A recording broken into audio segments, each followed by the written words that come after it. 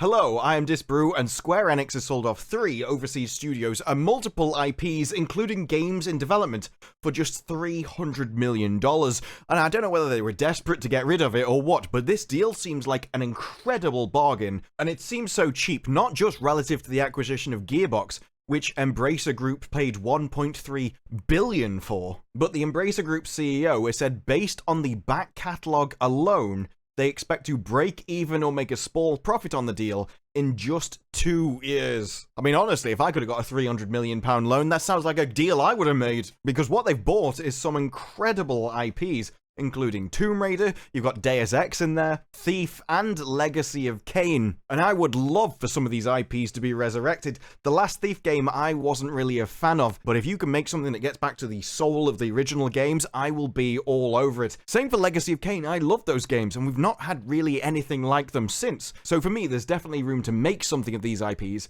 rather than just leave them to collect dust on a shelf somewhere. And in that regard, bringing back to life underused franchises, there does seem to be hope in the deal, with Embracer Group saying that it sees an opportunity to invest in Tomb Raider and Deus Ex in particular, as well as additional money to Legacy of Kain and Thief and other original franchises. So for me, I'm quite optimistic in the deal, because I don't think under Square Enix I ever would have got another Legacy of Kain or Thief game. Now, one of the interesting parts of the deal are the licenses, which have to be signed off by other people, because it says that this deal is expected to close between July and September of this year. But some of the licenses are things like Marvel's Guardians of the Galaxy, and people were very concerned because this is a game that drastically underperformed. It lost Square Enix a lot of money, and now it's been bought by someone else.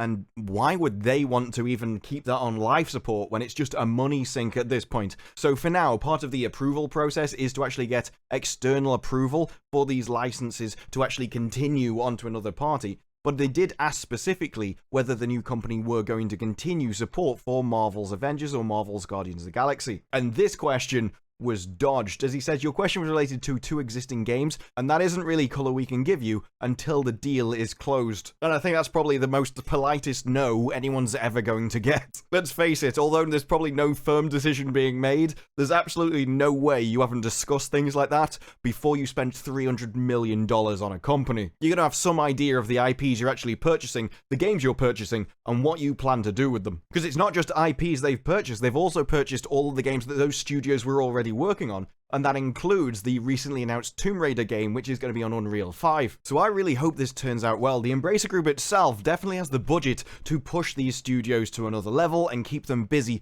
with lots of good projects. They are paying $300 million in cash for this, as well as previous acquisitions in the billions. So they've got enough resources to make some incredible games. And that's important to me because the original Deus Ex I've always had as one of my favourite games of all time. I do think the later ones are a lot weaker, but it's not a franchise I want just to be left to rot somewhere, like has been done with things like Legacy of Kain and Thief. And my hope is that with this acquisition, we can avoid that in the future, because with Square Enix, it's looking like that was the way they were going to go, considering that Square Enix has said that after this sale, what they're going to focus on in the future will be investments in blockchain, AI, and the cloud. So it's looking like they're moving further away from being a games company and more into other things, which, quite frankly, I'm not interested in at all. Hey, maybe that stuff's going to be amazing in the future, but it's not exactly gaming related, is it? So I'm kind of glad it happened, because some companies wouldn't have sold off studios. They would have just eventually let them rot or close them all together.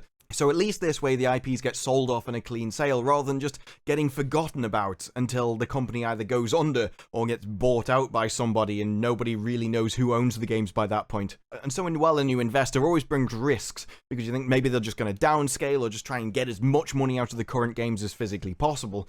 If they already think they're going to make a profit on just the back catalogue in 2 years, it doesn't seem like Embracer Group really needs to do that, unlike some others which are purely in it to buy a company and then just sell it off for parts. But what do you think? Do you think this is going to be a good sale for Tomb Raider, Deus Ex, Thief, Legacy of Kain, and all the other IPs? Or are you actually worried that this could affect them in the long term, and some of the games like Tomb Raider could be negatively affected by the purchase? Let me know down in the comments below. Like the video if you like the video, subscribe, more videos like this in the future, and I will see you in the next one. Bye-bye.